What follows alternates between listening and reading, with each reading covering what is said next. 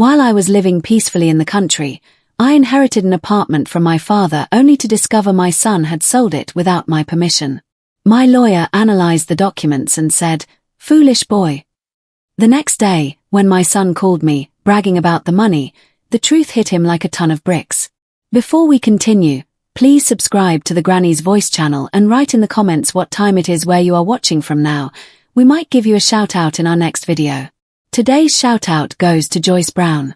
Thank you for being part of this great family. Now, let me tell you what happened that day. I am 63-year-old mother, one everyone thought was too old and too naive, turned silence into her most powerful weapon. It all started 3 weeks ago when I got that call from Leonard Ashford, my lawyer. I was on my porch watching the evening settle over the endless fields surrounding my little refuge. I had lived there ever since my husband died 5 years ago. The city just did not make sense to me without him. The country gave me peace. It gave me space to breathe, to remember without the noise of the world crushing me. "Constance," Leonard said with that voice I recognized immediately, the one he used when something was terribly wrong. "I need you to come to my office tomorrow morning. It is urgent. It is about the apartment your father left you." I felt a pit in my stomach. That apartment in the city was the last thing I had left of my dad, of Vincent. It was more than bricks and windows. It was his legacy, his way of telling me he would always be looking out for me, even after he was gone. I could not sleep that night. I tossed and turned, staring at the ceiling, trying to imagine what could have happened. Tax problems, a difficult tenant. I never imagined the truth. I never imagined that my own son, Trevor, the person I carried in my womb, who I raised with all my love, could betray me like that. The next morning, I drove almost 2 hours to Leonard's office. The city streets seemed louder than ever, more hostile. When I arrived, he was waiting for me with a manila folder on his desk. His face was serious, tense. He invited me to sit and closed the door behind me. The silence in that office was heavy, as if the air itself knew what I was about to hear. "Constance," he began, opening the folders slowly, as if it pained him to show me what was inside. "Your apartment was sold 2 weeks ago." The words hit me like stones. "Sold?" I repeated, not understanding. "How can it be sold? I have not sold anything." Leonard took a deep breath and slid the papers toward me. "You were not the one who sold it. It was Trevor. He used a power of attorney in your name and signed the sale. The apartment already has a new owner, Constance. And the money is already in your son's accounts." I felt the floor disappear from under me. My hands were shaking as I took the documents. There it was, the deed of sale, the signatures, the official stamps, and there on page 3 was my supposed signature, but I knew that signature was not mine. It might have looked similar, yes, but I knew my own handwriting, the little details that only I noticed. "I did not sign this," I said in a broken voice. Leonard nodded. "I know. That is why I called you immediately." He explained that Trevor had used a power of attorney I had signed years ago when I was sick and needed someone to handle some paperwork while I recovered. That power of attorney gave him the power to act in my name, but only for a limited time. "Here is the detail, Constance," Leonard said. And in his voice, I detected something that was not just anger, but almost satisfaction. This power of attorney expired 3 months ago. Trevor used it when it no longer had any legal validity. And furthermore, he forged your signature on several supplementary documents. I looked up at him, still not understanding the magnitude of what that meant. "And what does that mean?" I asked. Leonard leaned back in his chair, and for the first time that morning, I saw something close to a smile on his face. "It means, Constance, that your son made a crucial mistake, a mistake that is going to destroy him because that sale is completely null, illegal. And not only does he have to return the apartment, but he could face criminal charges for document forgery and fraud." The words floated around me, but I still could not fully process them. My son, my Trevor, the little boy who once held my hand so tightly when he was afraid of the dark. The young man who hugged me at his father's funeral and promised he would always be there for me. That same man had just sold me out, betrayed me, stolen the only thing my father had left me. Why did he do it? I whispered, though deep down, I already knew the answer. Money. It had always been about the money. Ever since he married Celeste, ever since he started living in that big house in the upscale neighborhood, ever since he started surrounding himself with people who measured success only in dollars and appearances, I had become invisible to him. I was just the old mother living in the country, unimportant, voiceless, worthless. I do not know, Constance, Leonard replied.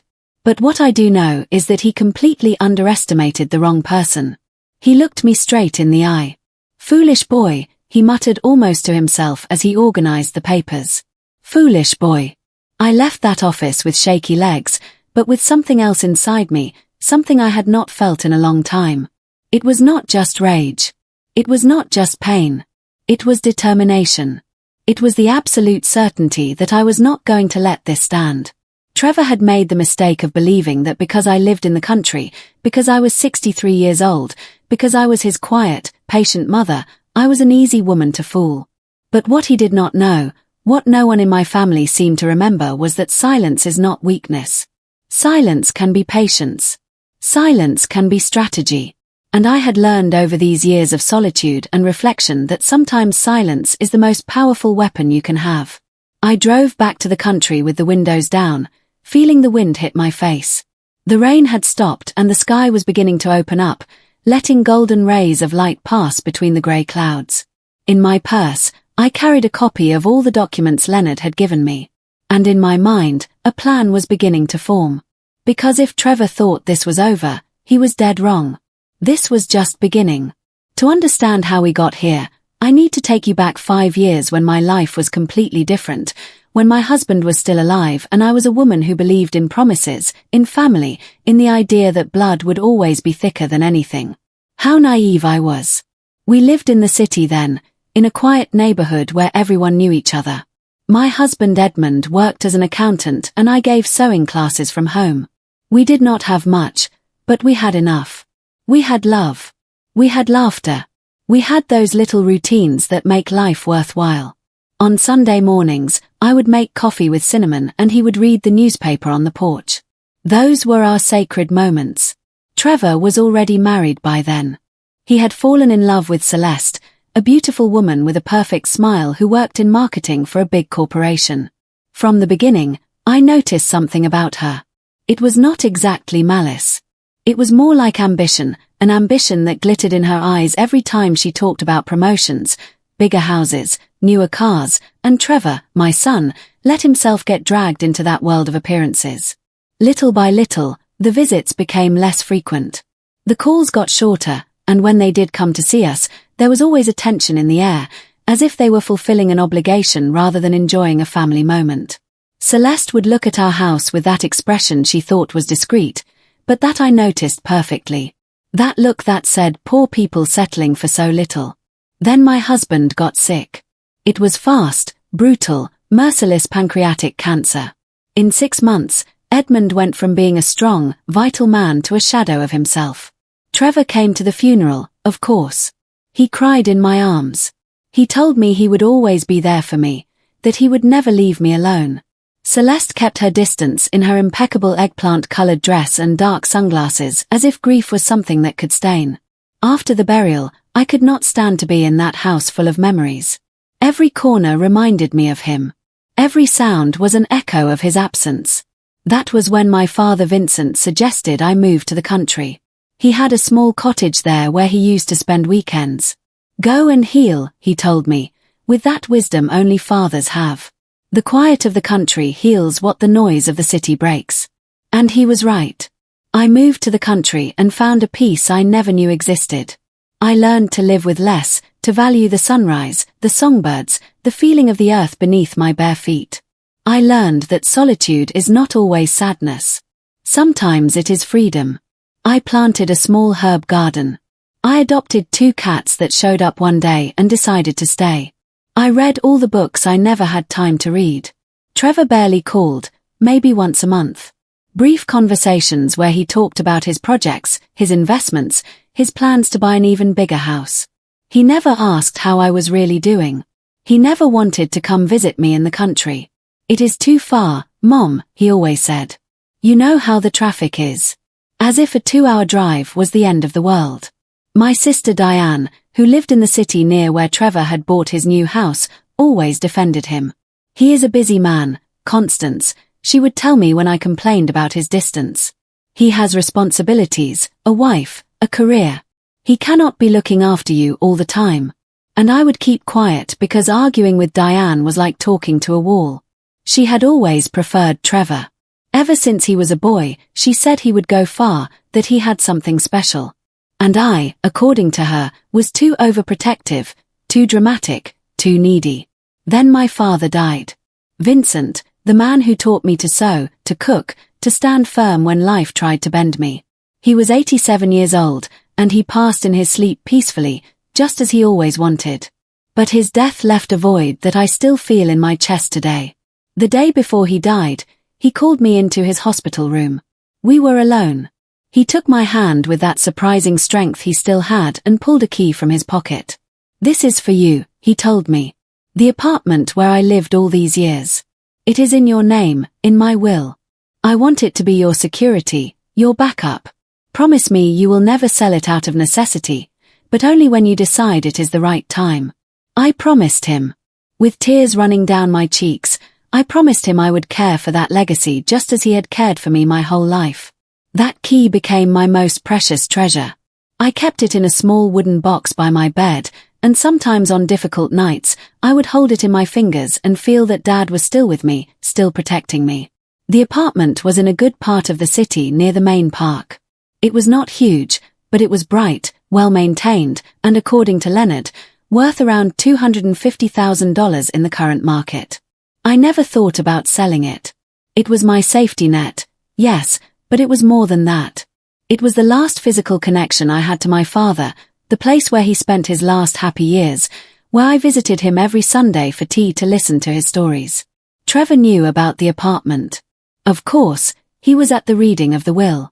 I saw his eyes light up when the lawyer mentioned the estimated value of the property. Celeste squeezed his hand and whispered something in his ear. I pretended not to notice, but I noticed. I always notice everything.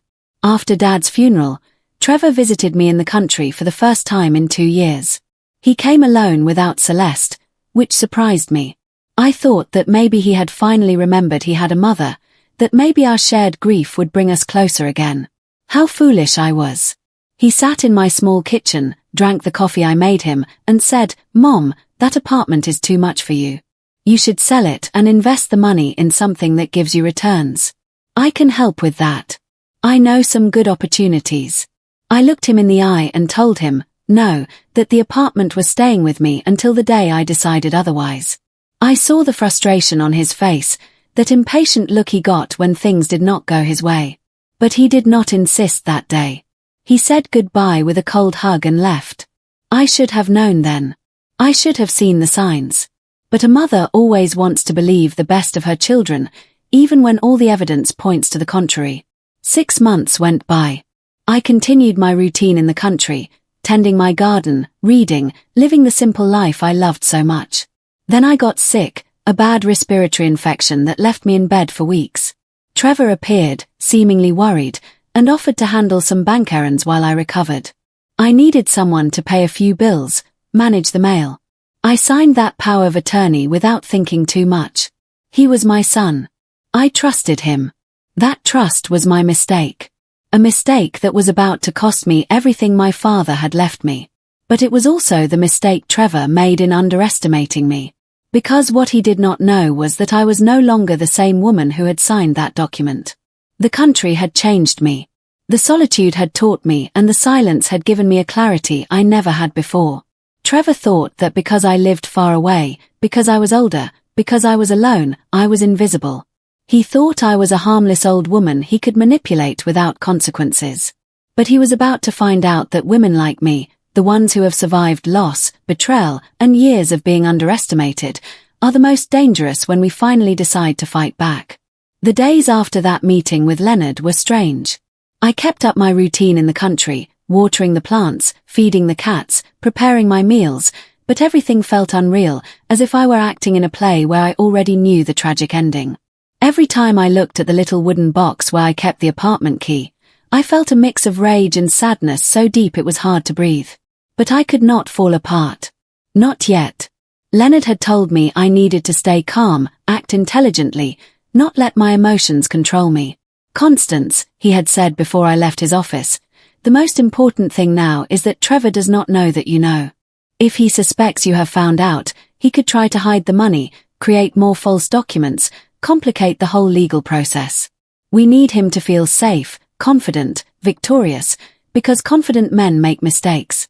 And we are going to use every single one of those mistakes against him. So, I waited. For 3 whole days, I waited, doing nothing but living my life as usual. While inside, I felt like I was burning up.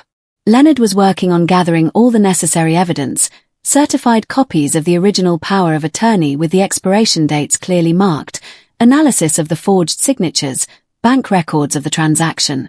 Everything had to be perfect, irrefutable, undeniable. It was on the afternoon of the 4th day that my phone rang. Trevor's name appeared on the screen, and I felt my heart speed up. I took 3 deep breaths before answering. "Hello," I said with the calmest voice I could muster. "Mom," he exclaimed, and in his tone, there was something I had not heard in years. Genuine excitement, almost euphoria. "How are you? It has been a while since we talked." "I am fine, son," I replied, gripping the phone so tightly my knuckles turned white. "And you? How are things?" There was a pause, and then I heard that laugh he used to have as a child, but that now sounded hollow, fake.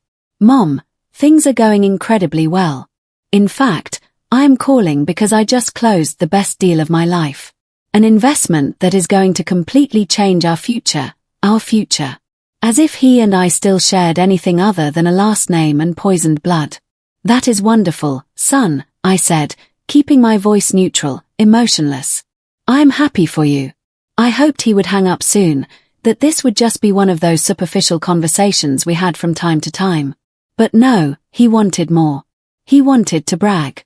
"You know what, Mom? I was finally able to do something with Grandpa's apartment." The words landed like ice in my stomach just like that. Casual, as if he were talking about the weather. "What apartment?" I asked. Even though I knew perfectly well what he was talking about, I needed to hear him say the words. I needed that confession to feed the fury growing inside me. "The apartment Grandpa left you," he said with that exaggerated patience one uses with children or confused old people.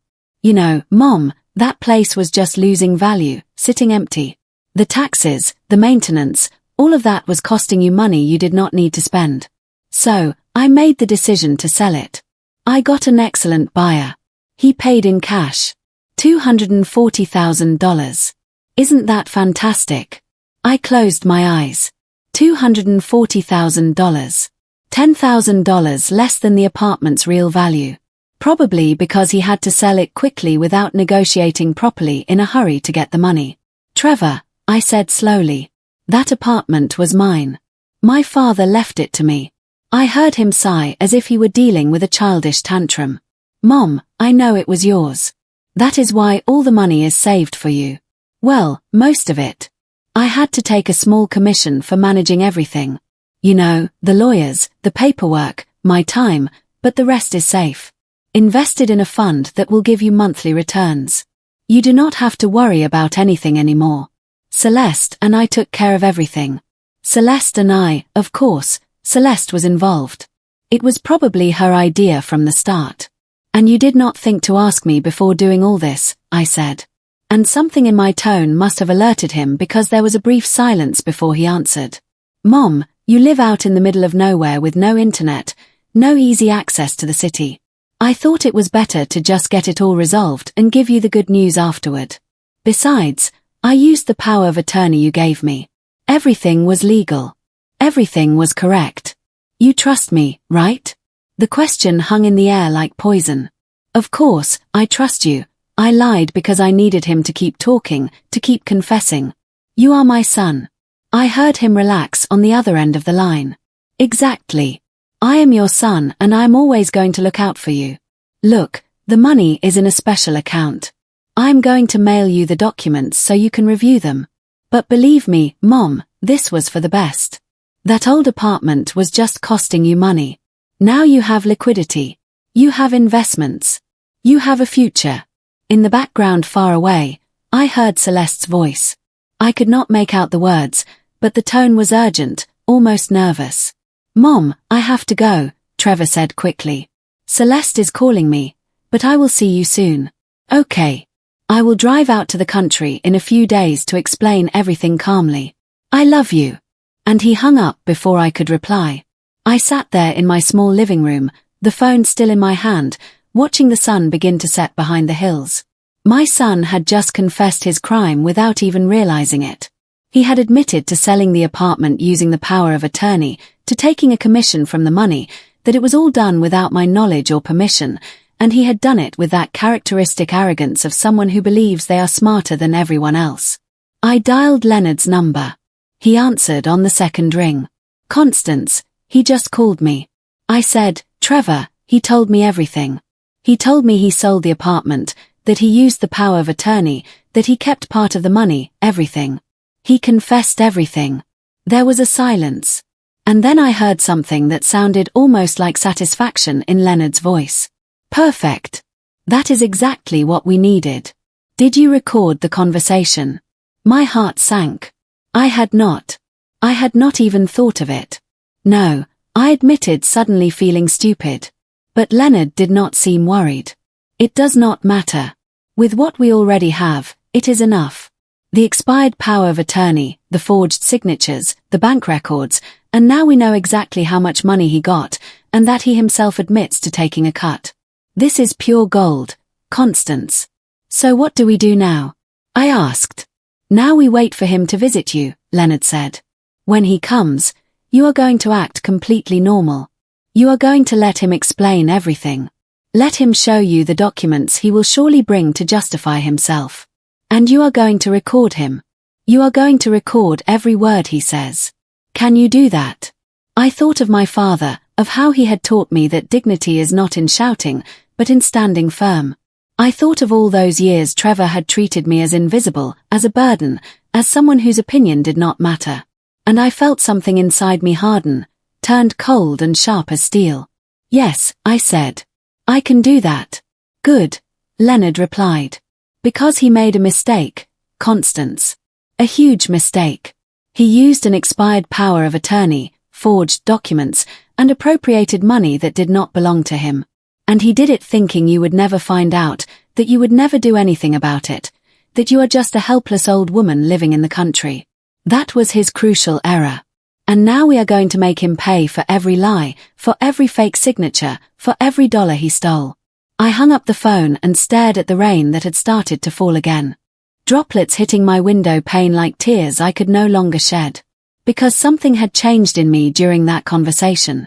I was no longer just the wounded mother. I was no longer the silent victim. I was a woman who had decided to fight.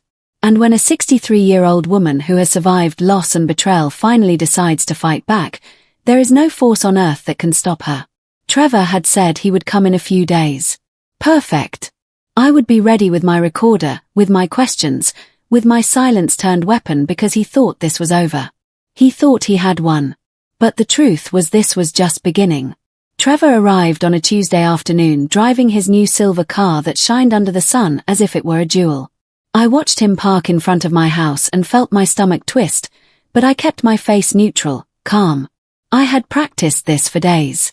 In front of the mirror, I had rehearsed every expression, every word, every gesture.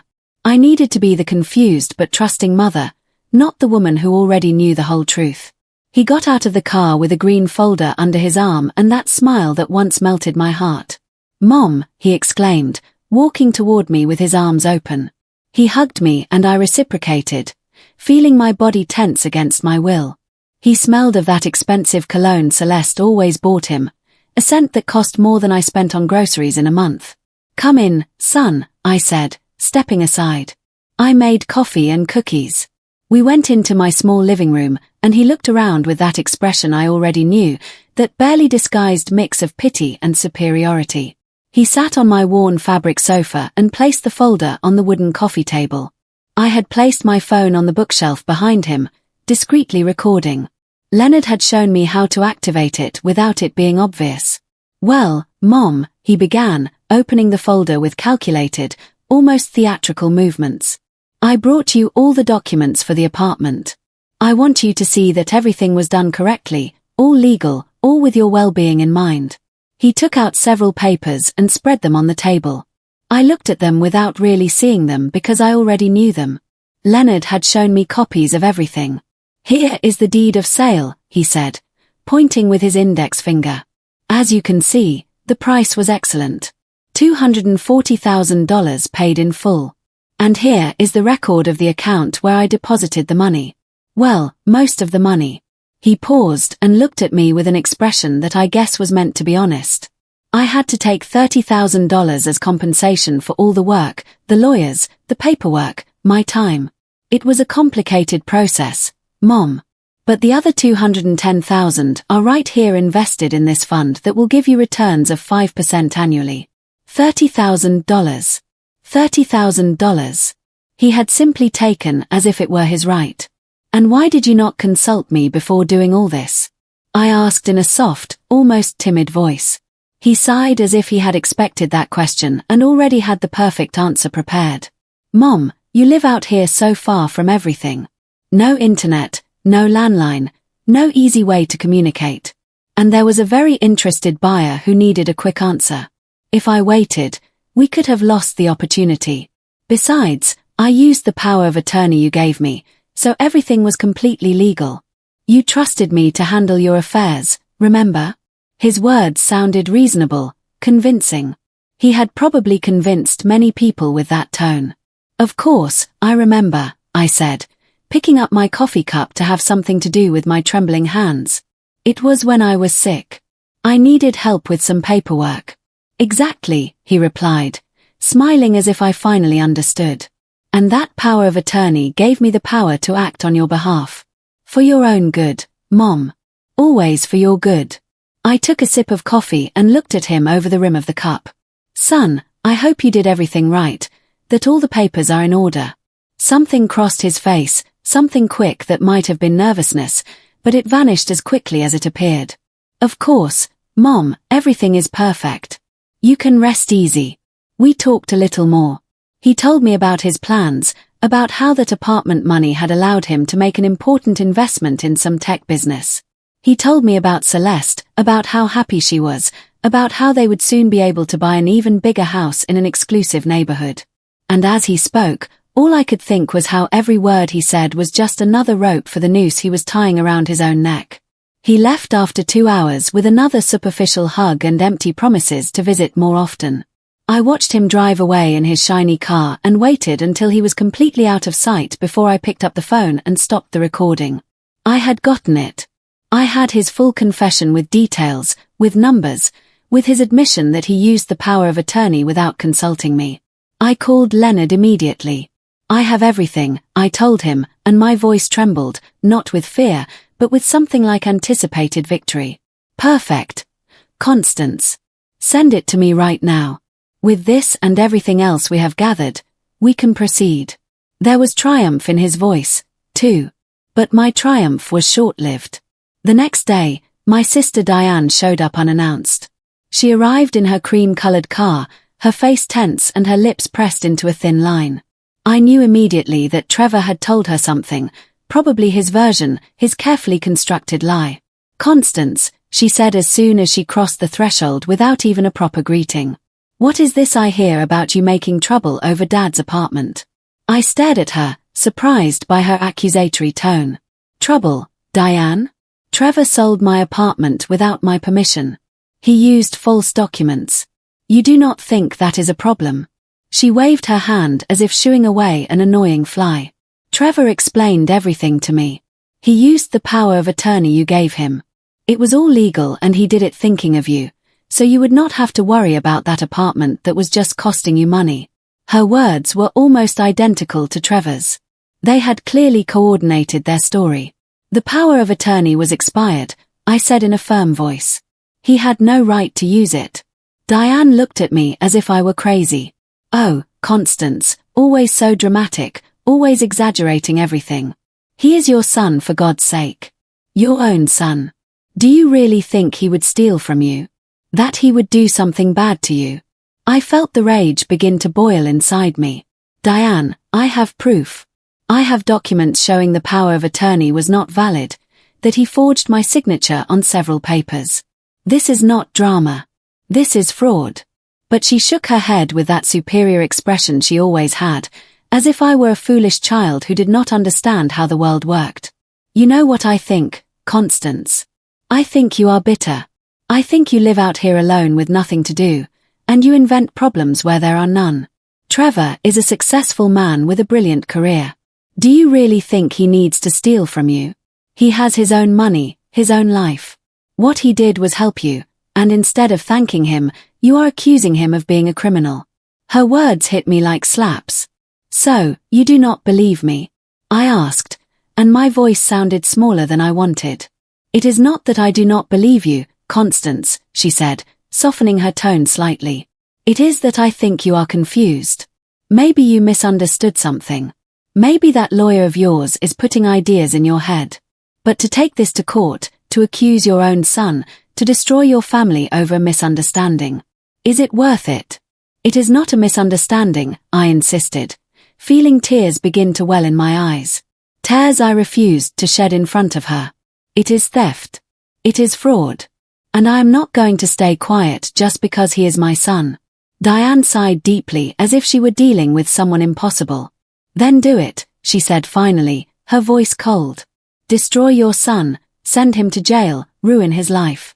But when this is all over and you are left completely alone, without a son, without a family, without anyone, do not come crying to me because this, Constance, this is your decision, and you are going to have to live with the consequences. And without another word, she turned and walked out of my house, leaving the door open behind her. I stood in the middle of my living room, shaking, feeling the world tilt in a strange way. My sister, the person who was supposed to support me, had chosen Trevor's side. She had called me dramatic, confused, bitter. She had minimized my son's crime as if it were a simple family misunderstanding. And in that moment, I understood something I probably should have understood a long time ago. I was completely alone in this. I did not have my sister. I did not have my son. I had no family who would defend me or believe in me. I only had myself and Leonard, a lawyer who at the end of the day would go home and I would still be the 63-year-old woman living alone in the country fighting against everyone. But maybe that was enough. Maybe I was enough because the truth does not need a crowd to remain the truth. Justice does not become less just simply because I am alone in seeking it. And if I had to fight this battle with no one by my side, then so be it. I called Leonard that same night. Are you sure you want to go through with this? He asked after I told him about Diane's visit. Your sister is right about one thing. This is going to be hard. It is going to be painful. Your family is going to be against you. Are you prepared for that? I looked out the window into the darkness of the countryside at the stars shining in the clear sky. I thought of my father, of how he had taught me that some things are worth fighting for, even if they cost you everything. I thought of the promise I made him to protect his legacy.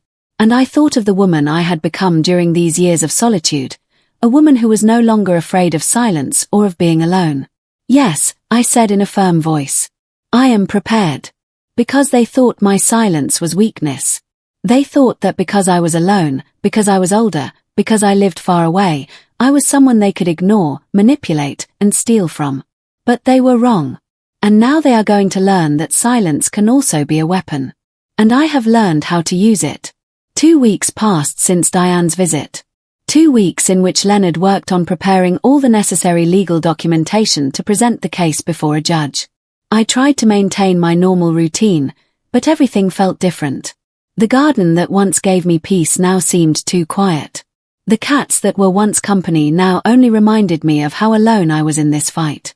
One afternoon, while I was watering the basil plants growing by the kitchen window, I heard a car stop in front of my house.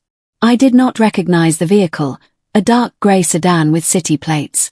My heart began to beat faster. Was it Trevor? Had he found out I was suing him? But the person who got out of the car was not Trevor. It was Celeste, his wife, the woman who had always looked at me with that mix of pity and disdain as if I were a piece of old furniture someone forgot to throw out. But now, as she walked toward my door, Something about her was different. Her shoulders were slumped. Her makeup-free face showed deep dark circles, and her hands were trembling as she knocked on my door. I opened it slowly, not knowing what to expect. "Celeste," I said, keeping my voice neutral. She looked at me and I saw something in her eyes I had never seen before. Genuine fear. "Constance," she said in a broken voice. "Can I come in, please? I need to talk to you." I hesitated for a moment, but something in her desperation made me step aside. We went into the living room and she sat on the edge of the sofa, her hands clasped in her lap. I noticed she was not wearing her wedding ring. "I do not know where to start," she said, her voice trembling. "Trevor does not know I am here. If he finds out, he will. I do not know what he will do." I watched her in silence, waiting. After years of being invisible to her, now she needed something from me. "I did not know," she began, and tears started to roll down her cheeks. "I swear to God, I did not know what he did was illegal. Trevor told me you had given him permission, that you had signed all the papers, that you were fine with the sale. He lied to me, Constance. He lied to me, too." Her words came out in a rush, desperate. 3 days ago, I found some documents in his study. I was looking for the tax receipts, and I found a folder hidden in the back of a drawer. It had copies of the power of attorney, copies of your signature, and drafts. Drafts where he was practicing your signature, Constance. Sheets and sheets of paper where he copied your name over and over until he got it perfect. My blood ran cold. Celeste pulled out her phone with shaking hands. "I took pictures of everything. I did not know what to do with them, but I knew I needed to have them because when I confronted Trevor, when I asked him what it all meant, he got furious. He told me to stay out of his business, that I did not understand anything, that everything he did was for our future." She slid the phone across the table toward me. I picked up the phone and started looking at the photos. There they were, clear as day. Pages full of my signature, practiced over and over. Documents with notes in the margin in Trevor's handwriting. "Needs to be more slanted. The E needs to curve more. Practice until identical." It was irrefutable evidence of premeditation, of criminal intent. "There is more," Celeste said, wiping her tears with the back of her hand.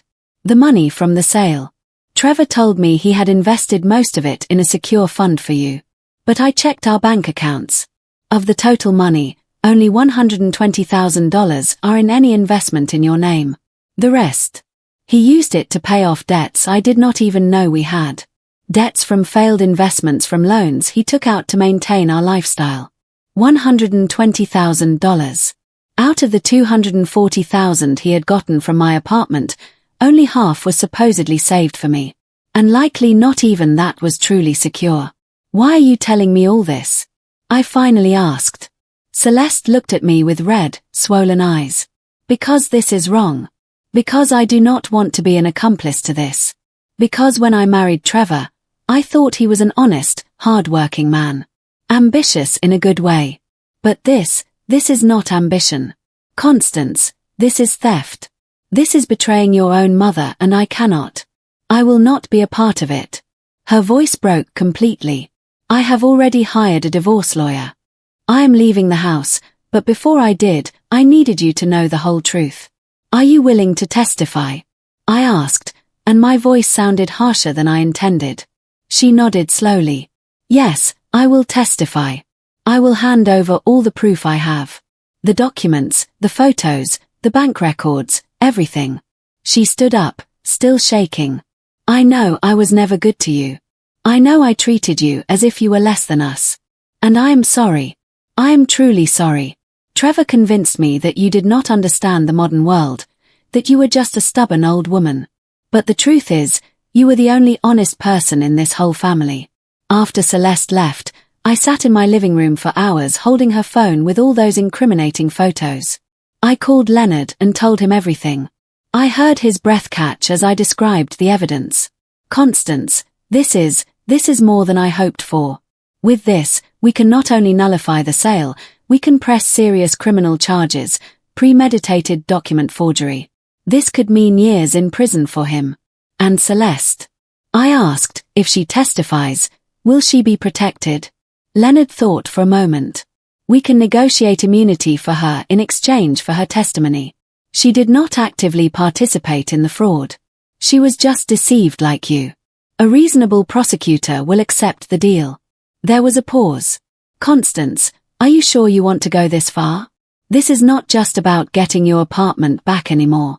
This could completely destroy Trevor. I looked out the window at the fields that had given me refuge all these years. I thought of my father, of his voice telling me to protect the legacy he left me. I thought of all the times Trevor had made me feel invisible, insignificant, stupid. I thought of how he had meticulously planned to steal from me, practicing my signature like a common criminal. He destroyed himself, I said finally. I am just making sure he faces the consequences of his actions. Proceed with everything, Leonard. With everything. I hung up the phone and realized I was not shaking anymore. I no longer felt fear or doubt. I felt something different, something powerful. I felt certainty. The certainty that I was doing the right thing, no matter how much it hurt. Celeste had given me the final weapon, the irrefutable proof that Trevor had not made an impulsive mistake, but a calculated and deliberate crime. And now with that evidence in my hands, there was no way he could escape. The net was closing around him, and he did not even know it yet. The following days were a whirlwind of legal activity. Leonard worked almost without sleep, preparing every document, every piece of evidence, every argument we would present to the judge. Celeste had formally sent over all the photos and documents she found in Trevor's study. Her divorce lawyer had already contacted Leonard to coordinate her testimony in exchange for immunity. I, for my part, tried to stay calm in the midst of the approaching storm. Every morning, I woke up with a knot in my stomach, wondering if this would be the day Trevor discovered what was about to happen to him. But Leonard had assured me that everything would be kept confidential until the exact moment of filing the lawsuit with the court. One afternoon, while I was making chamomile tea in my small kitchen, I received a call from an unknown number. I hesitated before answering, but something made me pick up. Constance, said a man's voice I did not immediately recognize. This is Oliver. It took me a moment to place the name. Oliver. I repeated, confused. Yes, Oliver Brennan. I am the accountant who worked on the sale of the apartment. I need to speak with you urgently.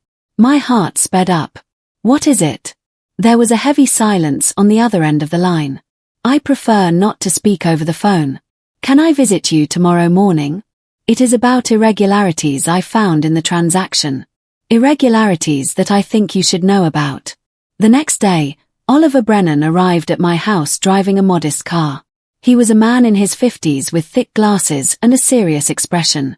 He sat in my living room, declining the coffee I offered, too nervous for courtesies. Mrs. Whitmore, he began, pulling a folder from his briefcase. I was the accountant Trevor hired to handle the financial aspects of your apartment sale. At the time, he assured me that everything was authorized by you, that he had your full permission. But a week ago, he continued, I received a call from the Public Records Office asking about certain discrepancies in the documents that made me review everything again more carefully, and I found things that do not add up. Things that make me think that I unknowingly participated in something illegal. He opened the folder and showed me several documents full of numbers and official stamps. Look here, he said, pointing to a specific date. This is the date you supposedly signed the authorization of sale, but according to medical records I managed to obtain, you were hospitalized that day for complications from your respiratory infection. It is impossible for you to have signed anything. I felt my breathing stop. That was another piece of evidence, another proof of the forgery. And there is more, Oliver continued, his voice trembling slightly. The numbers do not match. Trevor told me the apartment sold for $240,000, but when I checked the official transaction records, the real price was $260,000. Someone pocketed an extra $20,000 that never appeared on any official document. And I signed those papers believing everything was legitimate. My professional reputation is at risk. I looked at him steadily. Why are you telling me this? Oliver took off his glasses and rubbed his tired eyes. Because I am an honest professional, Mrs. Whitmore. I have worked for 30 years as an accountant and I have never, ever been involved in anything fraudulent. When I realized what had really happened, I knew I had two choices. Stay quiet and be an accomplice, or come here and tell you the truth. I chose my conscience over my fear. Are you willing to testify? I asked directly. He nodded slowly. Yes, I have already contacted my own lawyer. I am going to cooperate fully with the authorities. I have copies of all the original documents, all the transaction records, all the emails I exchanged with Trevor. Everything. He stood up, visibly shaking. I am very sorry, I am sorry I did not realize it sooner. I am sorry I was used as a tool to steal from you. After Oliver left, I immediately called Leonard. When I told him about this new revelation, I heard him let out a long whistle. 260,000. Trevor not only used false documents, he also hid part of the real money from the sale. This is much worse than we thought. Constance, this is not just fraud, it is embezzlement, tax evasion, multiple criminal charges. When do we file the suit? I asked, feeling the determination solidify inside me like cooling cast iron. Next week, Leonard replied, I have a meeting with the prosecutor tomorrow, with Celeste testifying, with Oliver testifying, with all the documentary evidence, with the photographs of the practice signatures, with the bank records. Constance, this is an airtight case. There is no way Trevor gets out of this. There was a long pause. How do you feel?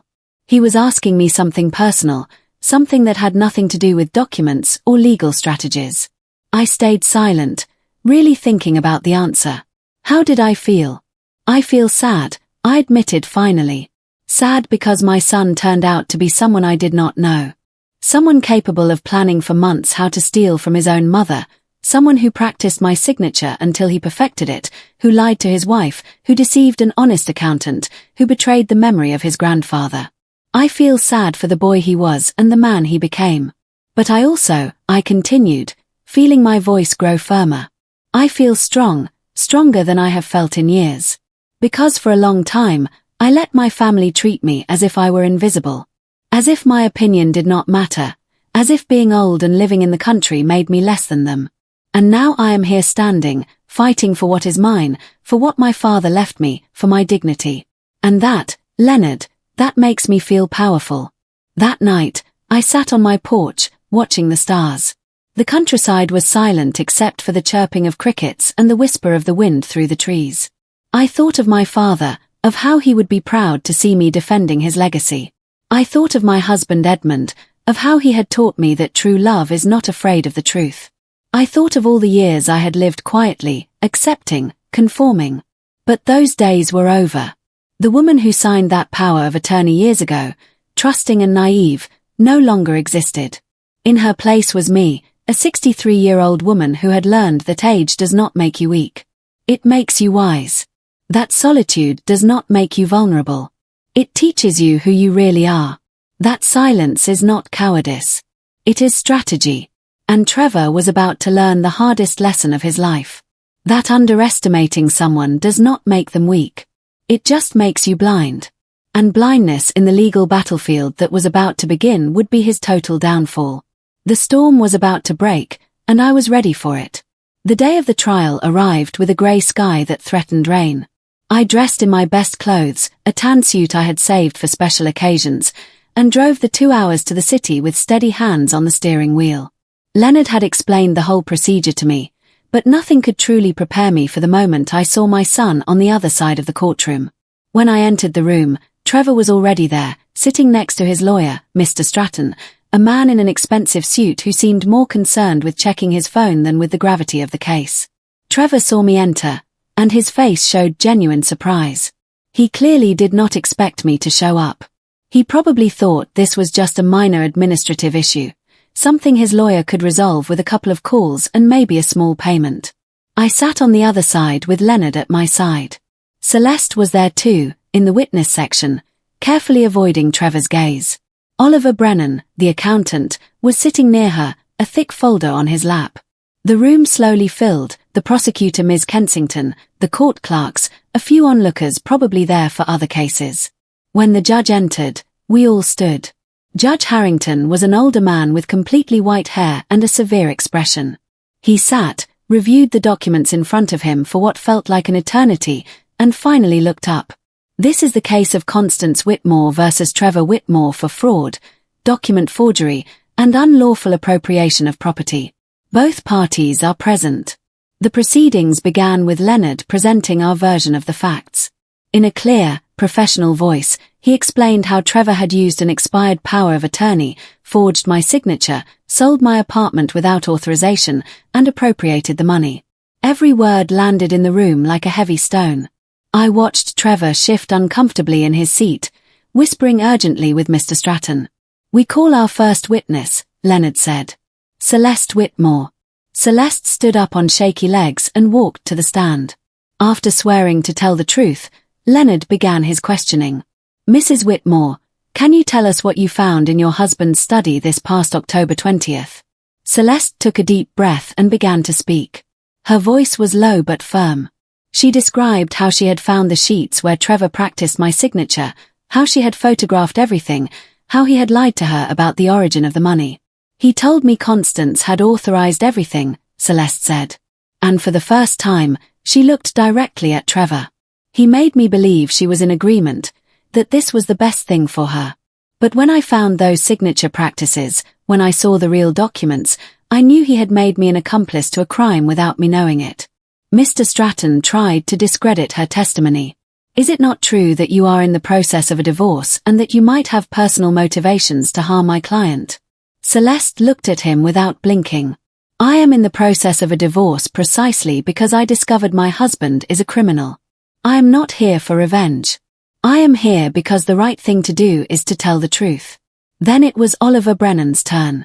The accountant presented all the financial records, showing the discrepancies between what Trevor reported and what had actually happened.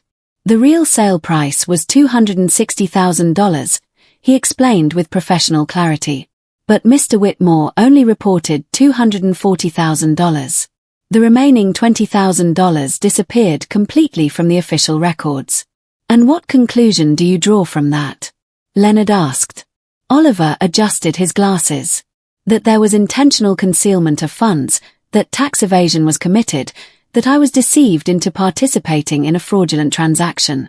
Judge Harrington was taking constant notes, his expression growing more serious. Then Leonard presented the photographs Celeste had taken.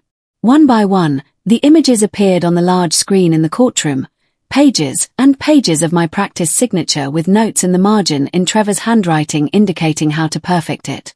The evidence was so clear, so irrefutable that I saw the face of Mr. Stratton turn increasingly pale. "And finally," Leonard said, "we present the most important document of all." He projected the original power of attorney onto the screen with the dates clearly visible. This power of attorney, which Mr. Whitmore used to sell the apartment, expired on March 15th. The sale took place on June 22nd, 3 months after the document lost all legal validity. The silence in the room was absolute. "Furthermore," Leonard continued, "we have medical records proving that Mrs. Constance Whitmore was hospitalized on the day she supposedly signed the authorization of sale documents. It is physically impossible for her to have been present for that signature." He placed the medical records on the judge's bench. Mr. Stratton tried to argue that it had all been a misunderstanding, that his client had acted in good faith, believing the power of attorney was still valid, that there was no criminal intent. But his words sounded hollow in the face of the mountain of evidence Leonard had presented. The photographs of the practice signatures destroyed any argument of innocence or unintentional error. When it was my turn to testify, I walked to the stand, feeling all eyes on me. I swore to tell the truth and sat down. Leonard asked me simple questions. When I had signed the power of attorney, if I had authorized the sale, if I knew my son planned to sell the apartment. To each question I answered with the clear, direct truth. But it was when Mr. Stratton cross-examined me that everything changed. "Mrs. Whitmore," he said in a condescending tone, "isn't it true that your son has always taken care of you? That all he was trying to do was protect your interests?" I looked him directly in the eye. "My son," I said in a firm voice, "spent months planning how to steal from me. He practiced my signature until he perfected it. He used documents he knew were expired. He lied to his wife, deceived an honest accountant, and betrayed the memory of his grandfather. That is not taking care of someone. That is a premeditated and calculated crime. I saw Trevor lower his head, unable to meet my gaze. Judge Harrington called a 20-minute recess to review all the evidence. During that time, Trevor tried to approach me in the hallway. "Mom," he said in a desperate voice. "Please, we can still fix this. I can give you all the money back. We can solve this as a family without judges, without jail." I looked at him, and for the first time in my life, I truly saw who he was. Not my son, but a stranger who shared my blood, but not my values. "Trevor," I said calmly, "you had many opportunities to do the right thing. You could have chosen not to steal from me. You could have confessed when I confronted you. You could have returned the money when you were discovered. But you chose to lie time and time again. Now, the consequences of your decisions are not in my hands. They are in the hands of the court." I turned around and went back into the courtroom. When Judge Harrington returned, his expression was pure granite. "I have reviewed all the evidence presented in this case," he began, "and I must say, I have rarely seen fraud so deliberate and calculated. The expired power of attorney, the clearly premeditated forged signatures, the concealment of funds, the lies to multiple parties. Mr. Whitmore, what you did was not an error in judgment. It was a crime meticulously planned against your own mother. Therefore," the judge continued, "I declare the sale of the apartment null and void. The property must be immediately returned to Mrs. Constance Whitmore. Furthermore, I order Mr. Trevor Whitmore to repay the entirety of the money obtained from the fraudulent sale, plus interest and punitive damages, for a total of $300,000. I felt my breath stop. $300,000, more than the apartment had originally been worth. And finally, the judge said, looking directly at Trevor, "I am referring this case to the prosecutor to proceed with criminal charges for document forgery, fraud, and unlawful appropriation. Mr. Whitmore, you will face a separate criminal trial that could result in a prison sentence." Case closed. The strike of the gavel echoed in the room like thunder. I had won. I had won completely. The days after the trial were strange and quiet. I returned to my house in the country, feeling a huge weight lift from my shoulders, but also a deep sadness that I could not ignore. I had won the legal battle. I had recovered what was mine, but I had lost my son in the process. Or maybe I had simply accepted that I never truly had him. Trevor did not try to contact me. Leonard informed me that he had hired a different criminal lawyer to face the upcoming charges. The criminal process would take months, perhaps years, but the civil verdict was final and immediate. The apartment was legally mine again, and Trevor had 30 days to gather the $300,000 the judge had ordered him to pay. Celeste called me a week after the trial. Her voice sounded different, lighter, as if she could finally breathe. "Constance, I just wanted you to know the divorce is moving forward quickly. My lawyer says it should be finalized in 2 months," she paused. "And I want to thank you." The phrase surprised me. "Thank me? Why?" "For having the courage to do the right thing," she replied. "I lived for years with a man who turned out to be a liar and a thief, but I was too afraid to confront him. You were not afraid, and your example gave me the strength to leave that relationship. I am living with my sister now. I am in therapy, and for the first time in years, I feel free." Her words moved me more than I expected. Diane, my sister, also showed up one afternoon unannounced. She arrived with an ashamed expression I had never seen on her before. We sat on my porch, and for a long time, neither of us said anything. Finally, she broke the silence. "You were right," she said simply. "About Trevor, about everything. And I was wrong. Not just wrong, I was cruel to you when you needed support the most." "Diane," I began, but she held up her hand. "Let me finish, please. For years, I treated you as if you were dramatic, as if you exaggerated everything, as if your feelings did not matter. I defended Trevor because it was easier to believe in him than to face the truth about who he really is. I owe you a huge apology, Constance, and I understand if you cannot forgive me." There were tears in her eyes. I looked at her for a long time. This sister who had wounded me with her disbelief, who had chosen the wrong side when I needed her most. But I also saw something in her that I recognized. Genuine regret. "I forgive you," I said finally. Because holding a grudge would only hurt me. But things between us have to change. Diane, I need you to believe me, to respect me, to see me as your equal and not as someone to be tolerated. She nodded vigorously, wiping away tears. I will. I promise you. And for the first time in years, I hugged my sister, feeling that maybe, just maybe, we could rebuild something real between us. The apartment was formally returned to my name 3 weeks after the trial. Leonard handed me the keys with a smile. It is yours again, Constance. Legally, irrefutably yours. I held those keys in my hand, the same ones my father had given me years ago, and I felt his presence as if he were there with me. But when I visited the apartment, something inside me had changed. I walked through the empty rooms where Vincent had lived his last years, where he had been happy, where he had planned to leave me a secure legacy. And I realized something important. I no longer needed to hold on to that place to keep his memory alive. My father lived in me. In the lessons he taught me, in the strength he gave me to fight this battle. I made a decision. Then I called Leonard and told him, I want to sell the apartment, but this time on my terms, with my authorization legally. He seemed surprised. Are you sure, Constance? You just got it back. I smiled. Exactly. I got it back. I proved it was mine.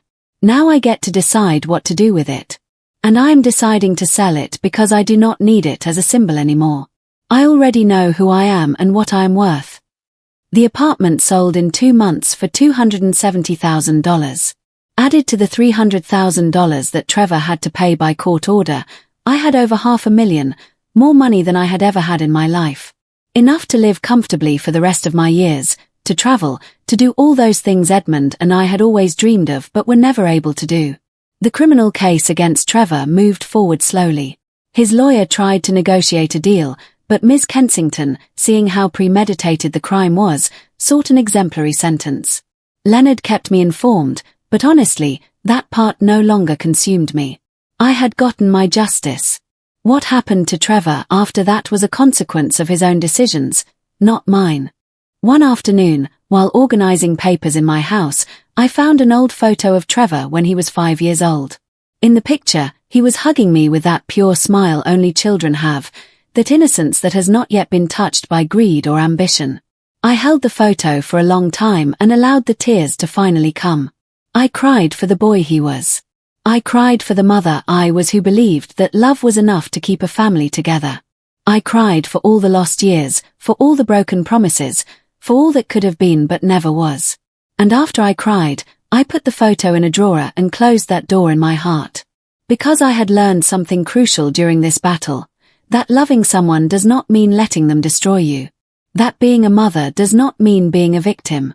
That true family is not defined by blood, but by respect, honesty, and genuine love. And that sometimes the bravest act of self-love is letting go of those who only hurt you. Trevor was my son biologically, but he was no longer my family. Not in the way that mattered.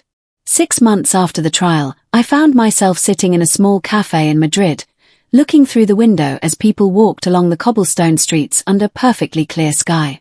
I had a cup of coffee with milk in my hands and a smile I could not contain.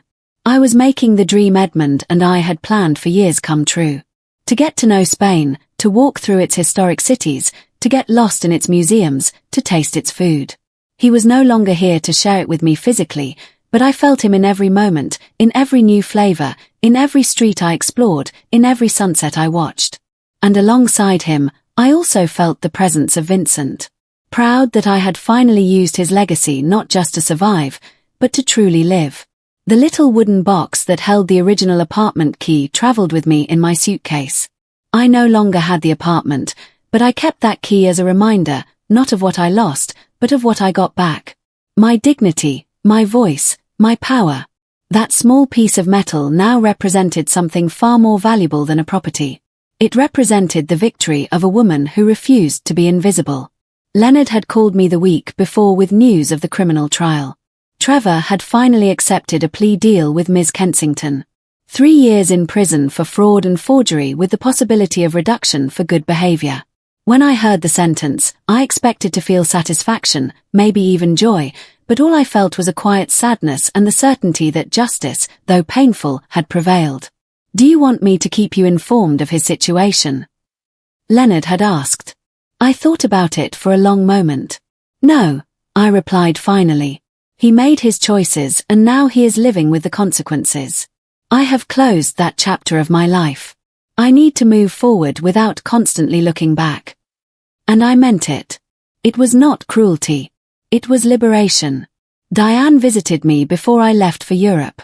Our relationship was healing slowly, like a fracture that needs time to set properly. We were not the sisters we used to be, but we were building something new, something more honest.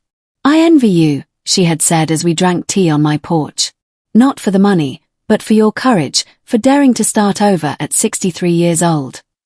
I had smiled at her. "Diane, it is never too late to start over. Age is just a number.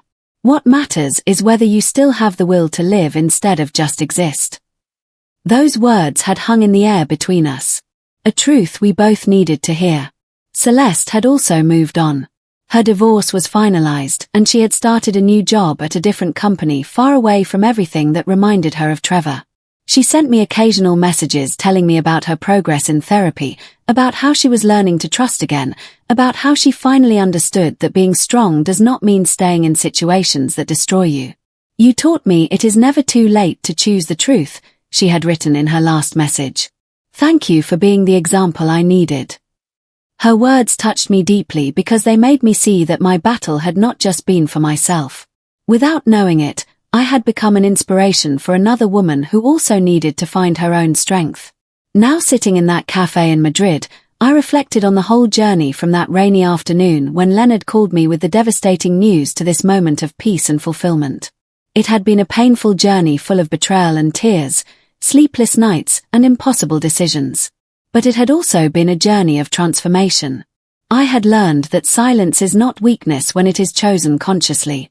That solitude is not punishment when it teaches you who you really are. That age does not make you irrelevant. It gives you perspective and wisdom. That losing someone you love is sometimes necessary so you do not lose yourself. And that justice, even if it is slow to arrive, is always worth waiting for and fighting for. I thought of all the women who were probably going through similar situations at this very moment.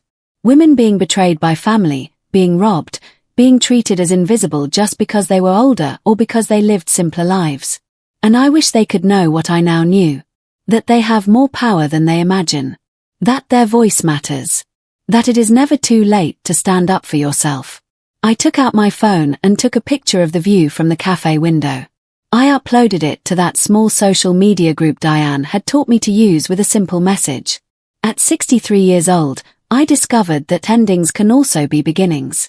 Never let anyone tell you that you are too old to defend what is yours, to start over, to live fully. Life does not end when others decide to ignore you. It ends when you decide to give up. And I chose to never give up. The comments started pouring in immediately.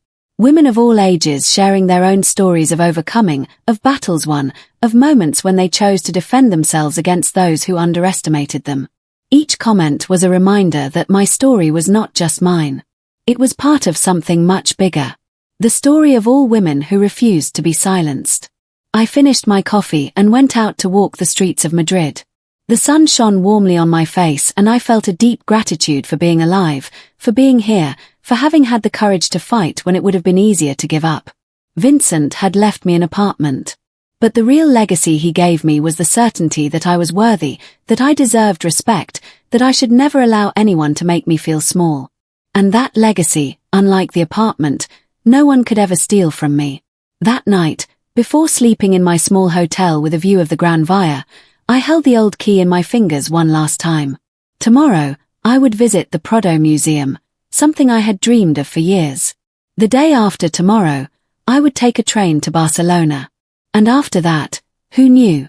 The world was huge, and I finally had the freedom, the resources, and the strength to explore it. I put the key in its box and closed my eyes. And for the first time in many years, I slept with complete peace because I had learned the most important lesson of all. That true power comes not from what you have, but from knowing who you are and refusing to be anything less. No matter who tries to convince you otherwise. If you ever find yourself fighting for what is right, for what is yours, for your dignity against those who betrayed you, remember this. Silence can be strategy. Age can be wisdom. And a woman who finally decides to stand up for herself is the most unstoppable force in the universe. Was it worth it? Every tear, every sleepless night, every moment of pain. Yes, it was absolutely worth it because I got myself back, and that in the end was the only thing that truly mattered.